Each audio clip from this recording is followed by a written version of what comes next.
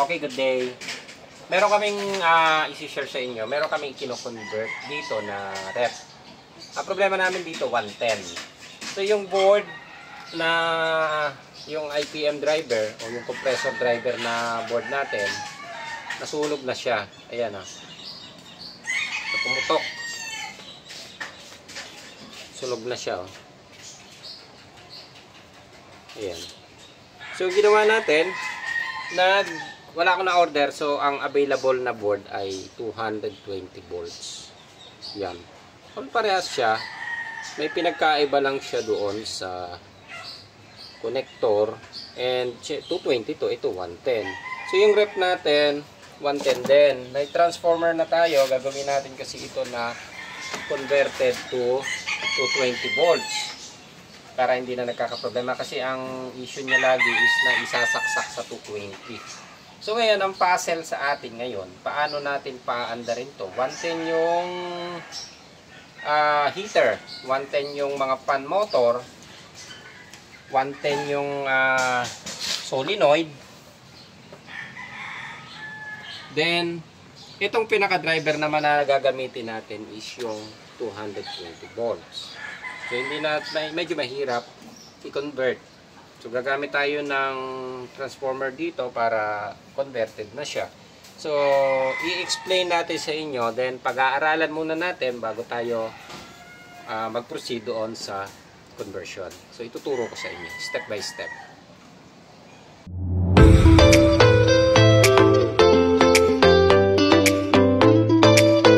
Ayan, okay. So, bago tayo maggawa ng conversion, gagawin muna natin ng diagram kung paano natin gagawin para mas maintindihan natin lahat. Okay? So, meron akong transformer. Siyempre, ito yung kailangan natin. 110 volts dahil 110 yung ating rep. So, gagamit tayo ng isang relay and isang auto volt na 12 volts power supply. Then, ito yung board na pinagpalitan natin. So, 110 itong board na ito. Madali lang sana kung nakakuha tayo ng 110 na ganitong board. So, direct lang doon sa AC cord natin. I-connect na lang dito. So, yun na yung conversion. So, wala tayong available na ganitong board. Ang available na board na nakuha, yung ganitong driver board na 220 volts. So, ang problema natin, yung rep ay 110. Ayan. So, paano ang sistema na gagawin natin? Okay. So, ito, gagawin natin ang diagram ha. So, ito, bubuin ko na. Ito yung kabuuan ng rep natin. Okay. So, yung rep natin, ang input supply, gawin natin ang input supply. So, ang input supply niya ay 115 volts. 115 volts. Ayan. So, kailangan natin ng transformer na step down. 110 yung nakalagay dito. Pero 110, 115 is enough. Pwede na siya. Okay. So, para maging 220 ang ating supply, ayan. So, dito tayo kukuha. Gagamit tayo ng transformer na 220. Ito, dito na natin ika-connect ha. Then, ang out niya is 115 volts. Okay? So, 220, 115. Yung transformer. Ito yung transformer natin ha. So, 150 na yung papasok natin. Ito yung 220 dahil pumasok tayo sa susulat na natin. Babasa pa yun lakay. Transformer. Pero pag-explain pag walang script. No? So, transformer to. Ito yung kabuuan ng rep natin. 115 volts. So, ang problema natin ngayon, lalakihan ko na yung board natin na gagamitin. Ang board na gagamitin natin, yung driver, IPM to. Para sa ating compressor ay 220. Ito 220 volts to. So kapag ginamit natin ito, i-connect na natin sa rep yung driver para umandar. Ang problema natin dyan, 110 yung papasok. So hindi niya mapapaandar si compressor. So converted na ito. So 110 pa rin. 110 pa rin ang i-out nito. So hindi aandar si driver board. So ang mangyayari, ito yung 220 volts natin na supply. Dito tayo kukuha para ipasok siya doon. Okay? So ito, tatanggalin natin. Teka, tatanggalin natin ha. Para hindi tayo malito. Hindi pala. Permanent tong nagamit ko. Ayan. Okay. So tatanggalin natin yung connection na isa. Dito natin kukunin yung connection papunta doon sa compressor. So ang problema natin ngayon, etong 220, nakababad na siya lagi doon sa driver board. So, dapat, kapag ini-off natin, saka magkakaroon tayo ng dalawang cord sa transformer. Like, ito yung transformer natin. Ito, yung plug ng 220. So, yung wire natin, dito pa, magkakataya yung wire dito para ipasok dito sa driver board natin. Magiging dalawang cord natin. Okay? So, para maging isang cord na lang ang gagawin natin, dito natin ilalagay yung relay. Okay? Then, gumamit ako ng auto bolt. Okay? Ayan. So, gagawin natin, para mas maliwanag, kakat ulit natin to.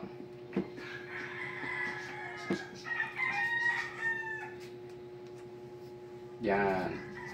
So, dito natin ilalagay yung ito natin ilalagay ang relay. Lalagyan natin siya ng switch. Okay. Putulin na muna natin. Dito yung magiging relay natin. Yan. Nilakihan ko na lang ha. Relay.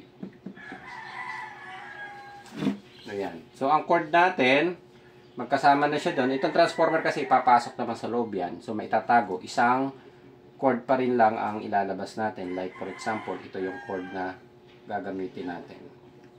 Yan. Okay? So, pinagsama-sama na lang natin siya dito. Ito, nakapasok naman yan doon sa ilalim ng rep natin. So, gumamit tayo ng relay. Relay. Okay. Ngayon, paano mo isuswitch yung relay? Ito yung 220. Direct na to.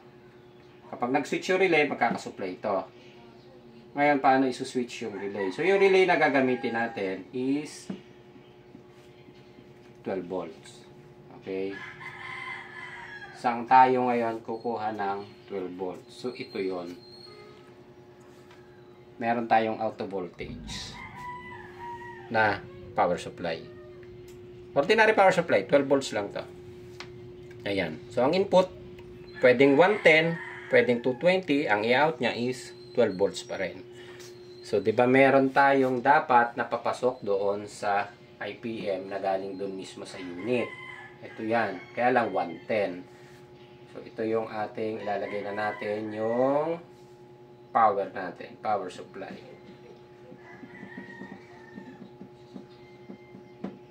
Power supply na 12 volts. Ito yan. So, dahil auto volt ito, yung out na galing doon sa mismong unit natin, ito yan. So, 115 lang yan. Ito, 110. So, yan yung ipapasok ngayon natin doon. Okay. So, kapag nag-on ang switch nung rep natin, kasi ito may control board pa yan eh. Ito, yung rep, may control board pang kasamahan to. So, doon dumaan itong power na nilalabas papunta doon sa dapat sa compressor. So, ang supply na papunta dapat sa compressor, dito natin ikinabit sa power supply. So, ito yon. So, ngayon, kapag nag-switch na ito, nagka-supply na siya ng 115 volts na galing dito. Dumaan siya ng board. Then, pumunta doon. Nag-switch. May relay pang dinaanan yan eh.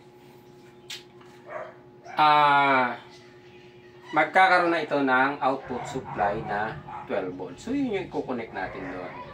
Okay? Kapag ka nagkaroon ng 12 volts ito, magsuswitch na yung ating relay. Pag nag-switch yung relay natin, mag-on na yan. So, ibig sabihin, yung supply nito, kapag nag-on yung rep natin, sasabay siya papunta doon, and magsuswitch yung relay, mag-on na yung ating IPM. So, ganun lang ang gagawin natin. So, 220 na siya. Ito yan. 20 volts.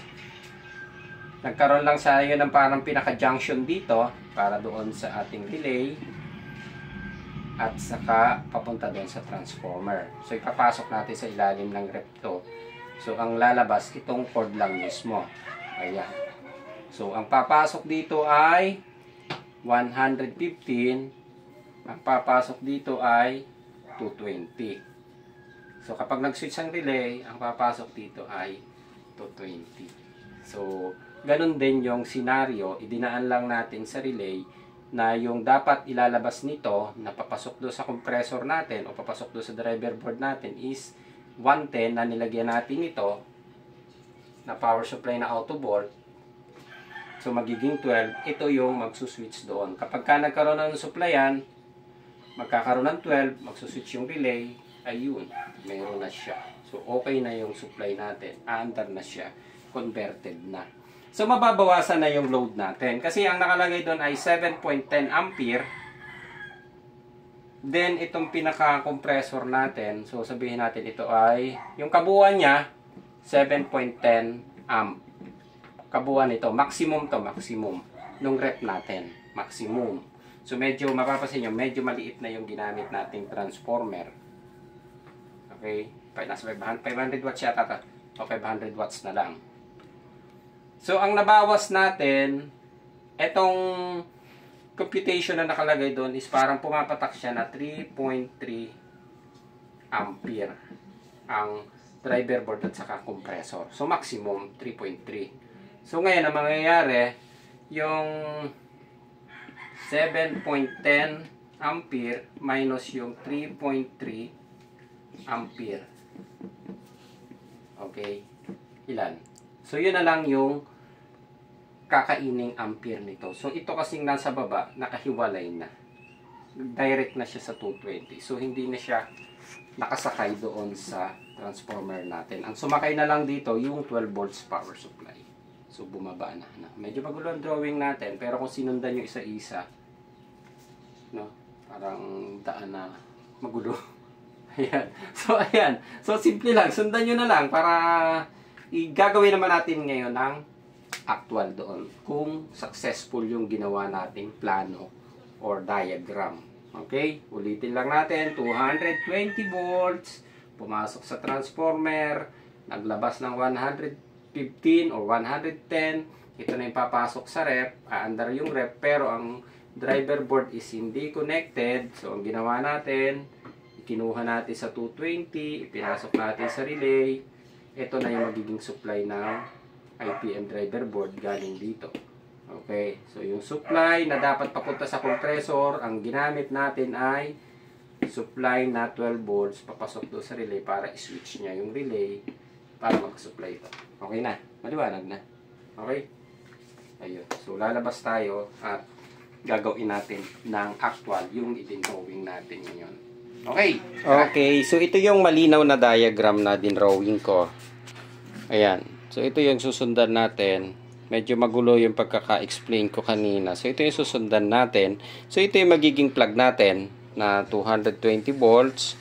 Papasok do sa step down transformer natin. Then ito yung 115 volts output ng step down transformer natin papunta sa main unit natin o yung main board. So, nandito yung control at saka switch na papunta sa compressor. So, yung ilalabas dito is 115 volts. Ito, magkakaroon niya ng out dito. Papunta doon. Yan. So, 220 volts to 110. aandar yung ating auto volt power supply na DC. So, yung DC na yon, yan yung magsuswitch sa relay natin. So, yung output na ito, lagyan natin ng auto Ayan, yung out na yan yung dapat papasok sa compressor natin. So, tinanggal natin, ang ikinabit natin ay yung auto volt power supply na DC and dilagyan natin ng relay. So, pagdating naman doon sa relay, pag mag-switch na yung relay na to, ito, magkakaroon na ng supply ito. Ito yung driver board ngayon natin at yung compressor natin na supply ng UBW. Okay? So, tingnan nyo kung saan ang galing yung supply natin. Ito yan. Galing lang siya doon sa 220 volts. Ayan. So, galing from 220 volts, papunta siya doon sa driver board. Okay. So, magkakaroon lang ng switch yung relay para magkaroon ito ng 220 volts. Okay. Pag nagkaroon ng 220 volts na ito, mag-o-on na yung driver board, mag-o-on ang compressor natin. Then, ito yung control to. Yan. Galing yan doon sa main unit natin. Okay? Ayan. So, ganyan lang kasimple natin ginawa yung diagram. Step down. Transformer. Ito yung pinaka-transformer natin. Ito yan. Yung gagamitin natin. Then, ayan. Okay na. So, ang nabago lang, ito dapat section na ito, nalagdagan tayo ng isang ito ay block diagram. So, nagkaroon tayo ng isang section ng block diagram. Ito yung 12 volt supply papunta doon sa relay switch natin. So, ganyan lang natin i-diagram siya. Ayan. So, ito kahit na 110 o 115 volts, 200 volts, ang i-out niya is 12 volts DC pa rin dahil auto volt power supply yung ginamit natin. So, ganitong klaseng board yan. Ayan. So, winairingan ko na rin to. So, ito na yung ito na yung wire. Ayan. Na ikinabit natin na 220 or auto voltage. Ito yung mag-connect doon sa ating yan. Ito yung dulo. Yan. Ito yung dulo ng wire. Ito yan. Yan yung magiging connected doon. Dito, yun dapat papunta doon sa compressor. Then, meron tayong relay. So, ang relay natin ay 12 volts. Ito. Yan. So, kapag ka nagkaroon na ng supply ito, na 110, magkakaroon na ng supply ang ating auto voltage power supply na 12 volts, then, magsuswitch na yung relay. So, ito na yan. Yung wire na i-connect natin sa 220, ito na yan. Dito siya connected. Ayan, magkakasama siya dito. Yung linya at saka yung 220. So, may sariling fuse naman yung ating driver board. Then, ito na yung, makikita nyo, ito na yung nakakonect sa driver board natin. Ito na yung driver board natin. Ayan yung wire. Yung line lang natin is dumaan doon sa switch ng relay. And, ayan na. So, pag sinaksak natin, kapag nag-on ang main PCB natin, then, naglabas na ng supply yung ating dapat papasok sa compressor, magsuswitch ang relay, magkakaroon na ng connection yung IPM driver board natin. Yun na yung mag-on sa compressor. Ayan, maliwanag na. So, actual naman natin ikakabit doon sa ating unit. Okay. Ayan. Tiniligpitan lang natin ng konti. Ayan. Tingnan nyo na yung diagram na i-drawing natin. So, ipopokus natin ng bahagya para masundan. Yun. Okay. So, i-correct nyo na lang. Kung meron kayong makikitang magandang option pa, i-improve nyo na lang. So, ito naman is share lang na video. Okay. So, yung main, dito lang gagaling yung pinaka-switching niya or yung temp control kung tawagin namin. Ito yan yung connection doon sa ating board. Ito yan, yung dalawang wire na yan. Yung connection, switch, para mag-switch yung IPM natin. siya mag-on and off or magko-control doon sa ating driver board. Okay, yun. Okay, so ito na yung dapat papasok doon sa driver board natin. So ito yung wire na nakakonect dito. So ito ngayon yung gagamitin natin doon sa ating auto volt power supply. So ikakat na natin ito. Yan. Ito na natin siya itatap. Okay, so mamaya natin naayusin ng maganda yan. Then ito yon. Okay, ito pala baliktad, sorry. Ito. Pinabahan ko ng wire para may option tayo mamaya. Pwede naman siya itupi or something. Kasi hindi ko pa alam kung paano natin ipupwesto yung pinaka power supply na yan. So ito lang. Yan. Okay. So ito yung dapat supply ng compressor. Dito natin siya itatap.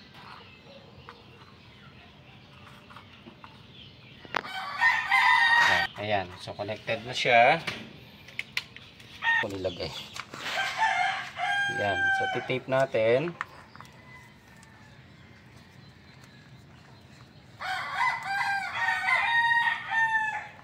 Yan. So, hinabaan ko yung wire niya para may option tayo kung saan magandang ipwesto yung power supply natin na hindi siya mababasa or mailalagay natin sa maayos na pwesto. Yan. Okay, so ito na yan. Ito yung dapat papasok doon sa compressor. So may terminal naman yan, nahuhugot yan, optional. Kung sakaling maglilinis or something na kailangan, troubleshooting, yan. Okay. So ngayon, ito yung, nasa na kaya ito? Ito yung ating wire.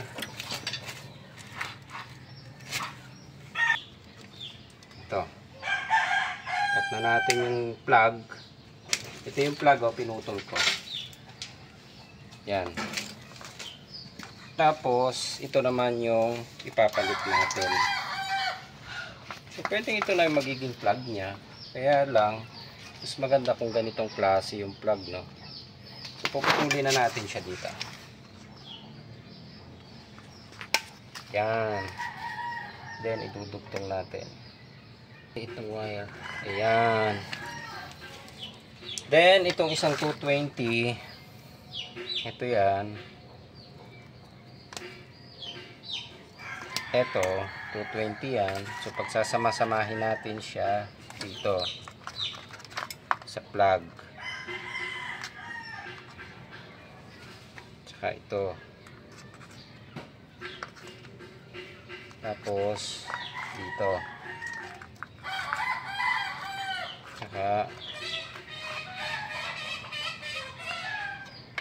yun.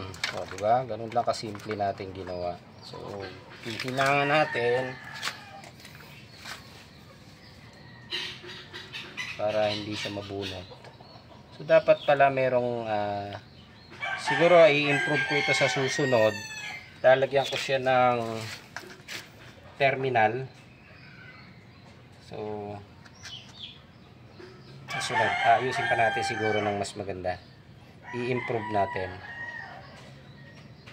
Ayan. Okay? So, hininang lang natin para hindi siya mabunot. Then, yung pinutol nating cord, ito yan.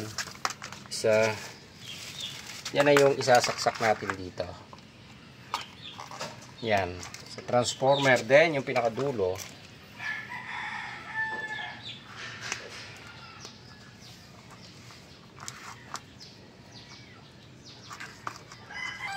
yan. Saan na yung pinagputulan natin dito? Ito.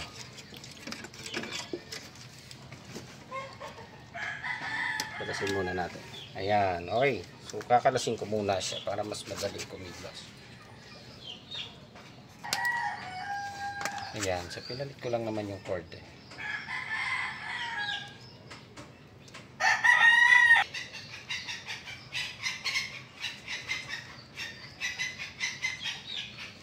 Ayan.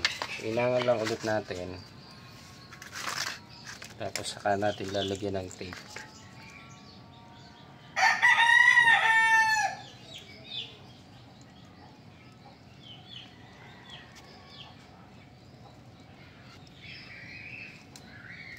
Okay. So ito, titipan na natin.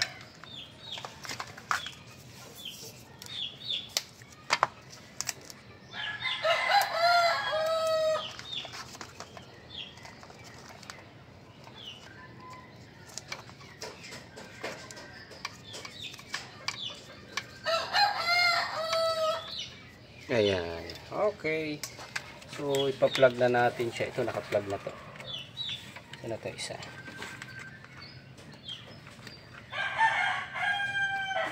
Yo! So, itong isa, ito yung pinaka-control board natin. Ito yung nagsuswitch doon sa ating board. So, yan, pasok na yan dito. Isang sukat siya. Yung. Then, ito na yung UPW natin. Mamaya pipix ko ito ng maayos.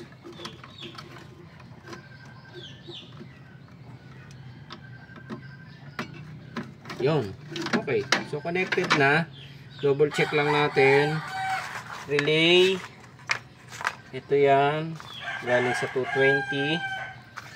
Then ito yung switch. Galing dun sa dapat ay papunta sa ating IPM module. So kinabit natin dito para mag-switch yung relay. Ayan. So mamaya natin ipipix ng maganda. Ikot lang natin. So ayan. So ito kasya yan dito eh. Sinukat ko na siya kanina. Papasok ko siya doon sa ilalim na yon. Doon ko siya sisiksik para nasa loob yung transformer. Nadagdagan nga lang ng konti yung bigat niya. Paandarin muna natin. Okay? Ayan. So, ito yung power supply. Ito yung galing sa main PCB. Ito yung main PCB. O, tingnan nyo. Nandun sa taas. Ito. So, may control board pa siya. Pababa dito. Dito dumaan yung ito. Dito sa board na ito. Okay. Dito sa board na ito. Dito dumaan yung mga heater niya. Yung fan. And other accessories. Pero napansin ko nga din eh, puro 50 volts na yung capacitor ng power supply na nakakabit dito eh. So, nakadesign na siya ng auto volt din. Kaya lang kasi, ang mga masalimuot dito, mas malaki kasi ang magagastos. Kung magpapalit tayo ng heater, magpapalit tayo ng fan. Kasi 110 tong fan eh. Yan. 110 din yung ibang parts. So, pinakamaganda, magta-transformer tayo. Ayun nga lang naging problema natin.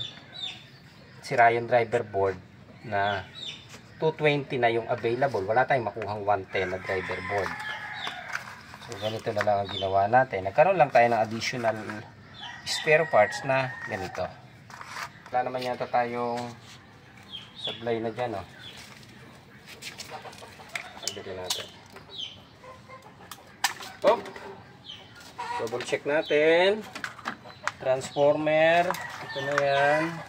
Okay. So, pag sumabog, sira.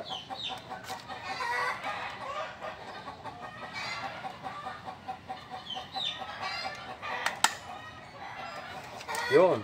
Okay. Ayan na. Ito na yung power supply natin. Nag-on na rin. Nag-on na rin yung relay. Halos sumabay na dito sa ating supply. Ayan. Yun. So, mandar na yung pan natin. Ito. Ang compressor. Kumandar na rin ang compressor. Okay na. Susukatan natin ang ampere para makita natin. Habarin ito. Mandar na. So, ang ampere natin.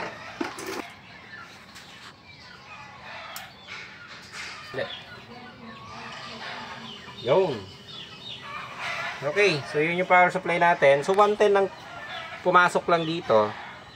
Okay, 220. Pero ito, 110 lang ang lumalabas dito. Ayan, pakikita ko sa inyo. Okay. Ayan. So, ito kasi yung driver board natin. Sunog yan. Sunog na sunog. Nasaan na yun? Input. So, ito yung input. 110 lang ang papasok dito. Dahil ito dumaan to ng transformer. Ayan.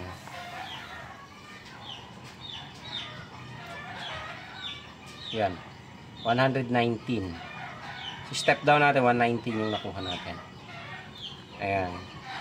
Then, yung ini-out niyan, ito yan, yung supply ng relay natin. Ito yung, teka, DC tayo. Ito yung 12 volts. Ayan yung 12 volts.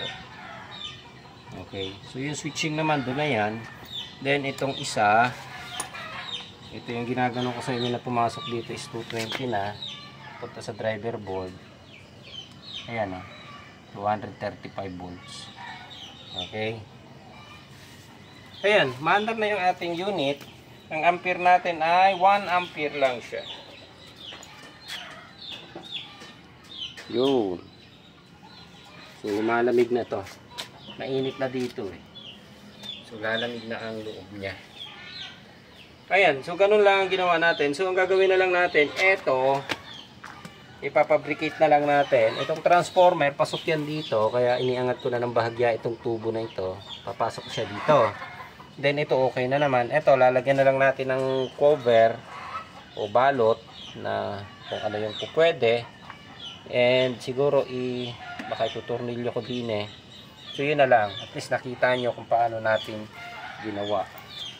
Ayan. So balikan nyo na lang yung diagram na ginawa natin. Ito. Diba? Napakasimple lang ng diagram na ginawa natin. Itong 220 pumasok sa transformer natin. Then itinap ko yung wire papasok doon sa ating driver board pero dumaan ang relay. Ito yung main PCB, ito yung control, papasok doon sa IPM. Kapag actual, ito na yan, di ba? Napakasimple. Ito yung transformer, ito yan. Then ito yung plug na pinagsama natin, yung connection papunta doon sa dumaan ng relay. Ito yung relay, oh. Yan. Then isinwitch nung power supply DC. Ito yung main PCB. 115 volts na papasok doon sa main PCB. Ito yan. Ito main PCB. Oh. Then, bumalik siya papunta para magkasupply yun and magkasupply yung ating control papunta doon. So, yun dapat papunta sa compressor. Ikinat natin, ang kinabit natin ay 12 volts DC power supply. So, dito tayo kumuha ng supply direct from 220. Ayan. So, converted na siya sa 220. Ayan, okay na. Hindi nitong transformer na ito. Kasi ang pinakamabigat na load lang naman ito, 1 ampere lang siya eh. Yan, oh. Pumapalo lang ng 1.2 ampere. Running na siya lahat. Ang mabigat na load lang nito is kapag ka nag-auto defrost na siya, yung pinaka-heater. So, tingnan natin yung loob. So, doon sa kabila. Nalaki kasi yung rep. Napakabigat nitong rep na to. Ayan. Hop. Ito yung control natin. Ayan o. Tama, makikita ba? Ayan. Magagbablurred na siya siguro. Pero malamig na. Napakalaki ng rep. Malamig na itong loob. Mamaya makikita natin ito. Babalikan natin kung makakapag-froze. Makakapag-froze na siya. May ice maker na rin siya. Ayan. Kapit, drawer pa. Drawer. Kaya nang hinayang yung may-ari na i-dispose, pinagawa pa. Ayan. Okay, balik na tayo dito.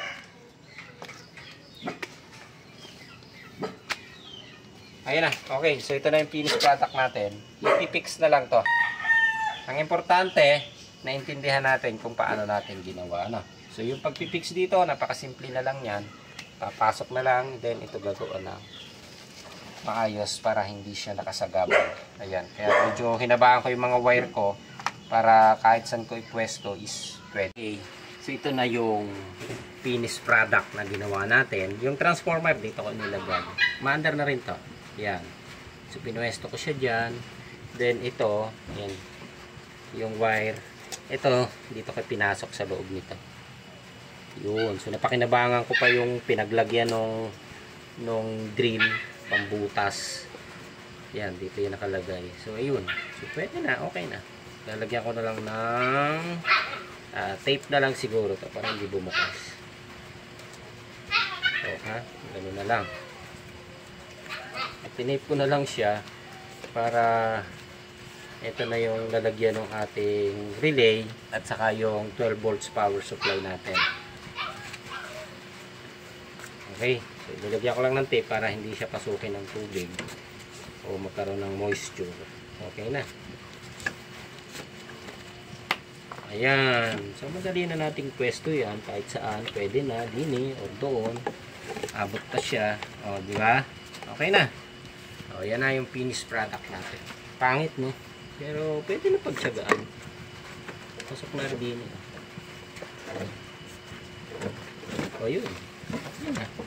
So, kakabit na lang natin yung takip. Ayan. Lalagyan natin ng mga cable tie na maayos.